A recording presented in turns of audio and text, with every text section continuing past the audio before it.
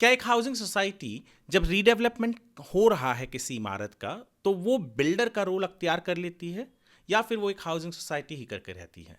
बहुत सारे ऐसे ऑर्डर्स आए हैं पहले भी महारेरा के, जहां पर हाउसिंग सोसाइटी को को प्रमोटर कह दिया गया है, यानी बिल्डर के इक्विवेलेंट ला दिया गया है। कुछ ऐसा ही हुआ महारेरा जब में एक पहुंच गई एक हाउसिंग सोसाइटी के खिलाफ उसी के मेंबर्स, कहते हुए कि भैया हाउसिंग सोसाइटी जो है Samaj Kalyan cooperative housing society, इसने बिल्डर के साथ अग्रीमेंट साइन की है, तो ये भी इसका भी फर्ज बनता है उतना ही जितना बिल्डर का है। और महारेरा ने भी जो ऑर्डर पास किया वो ऑलमोस्ट सेम ही था, तो इसी के लिए एक तर्ज पर उसने रख दिया कि हाँ हाउसिंग सोसाइटी भी को प्रमोटर है। अब हाउसिंग सोसाइटी नाराज थी इस ऑर्डर से, वो पहुंच गई महारेरा के अपीलेट ट्रिब्यूनल में। अपीलेट ट्रिब्यूनल में ये ऑर्डर आया कि नहीं, हाउसिंग सोसाइटी प्रमोटर या डेवलपर नहीं हो सकती, को प्रमोटर तो नहीं हो सकती। क्यों? क्योंकि रेरा कहता है कि एक बिल्डर या प्रमोटर वो है जो एक बिल्डिंग बना रहा है, घर बेच रहा है, प्रॉफिट कमा रहा है, एडवर्टाइज कर रहा है, पर हाउसिंग सोसाइटी ये सारे काम नहीं कर रही है। हाउसिंग सोसाइटी क्या कर रही है?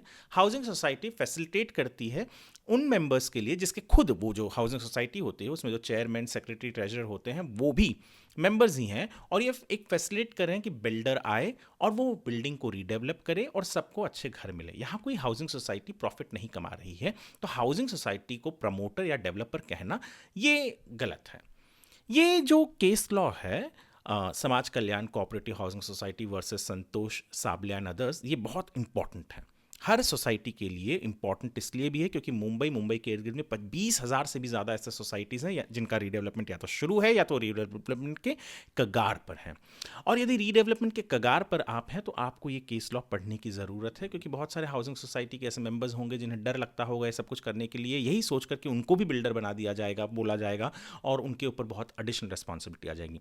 ये हमारे वेबसाइट squarefeetindia.com पर हमने केस लॉ को अच्छे तरीके से आर्टिकल के रूप में लिखा हुआ है, आप जाकर ज़रूर पढ़िए और वीडियो को ज़रूर शेयर कीजिए उन लोगों के साथ जिन लोगों के सोसाइटीज़ रीडेवलपमेंट के लिए जा चुकी हैं या जाने वाली हैं।